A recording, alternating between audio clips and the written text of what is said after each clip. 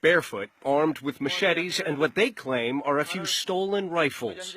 Images filmed and distributed by a new rebel group that claims responsibility for ambushing and killing government forces last October in the poorest part of one of the poorest countries in the world, Myanmar. They call themselves Haraka al-Yaqin, or Faith Movement. And in this exclusive interview obtained by CNN, its leader claims to be fighting on behalf of Myanmar's long-oppressed Rohingya Muslim minority. We have been appealing to the world to help us regain our rights. Nothing happened. Therefore, now we have to deal with the government directly. We will continue to attack the oppressor, the government, until our citizenship is reinstated. For decades, Myanmar's government refused to accept use of even the word Rohingya, denying this community citizenship, claiming they were all immigrants from neighboring Bangladesh. Authorities confined hundreds of thousands of Rohingya to ghetto camps after deadly ethnic clashes erupted in 2012. Hopeless, thousands tried to flee on dangerously overcrowded boats. And then last fall, this mysterious newcomer, Atta Ullah, appeared in YouTube videos vowing to fight back. When asked for comment, a government spokesperson sent CNN a lengthy written statement saying, quote, "There should not be any justification for taking up arms against a peaceful, legitimate government and the people of the country," adding, "Why carry out armed attacks now when the current government is doing all within its power to resolve the issues?"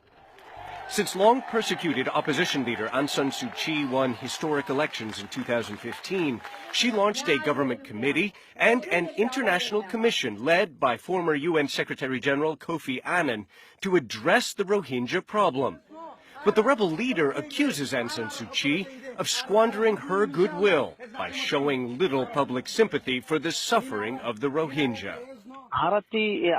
Whatever respect and love we had for her, that's all gone.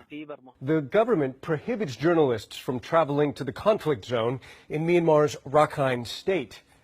Experts say this appears to be the first organized armed Rohingya insurgency Myanmar has seen in generations.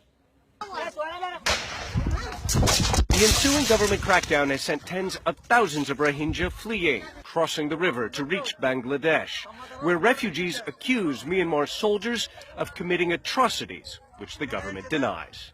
The military took away my son. We don't know where he is. He was a student in school.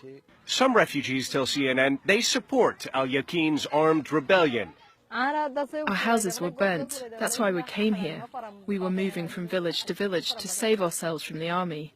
The al-Yaqin group tried to establish our rights in Rakhine State. But others say they're afraid to criticize the militants for fear of reprisals. One thing is certain, this latest violence is making life even worse for a marginalized community that had almost nothing to begin with. Ivan Watson, CNN.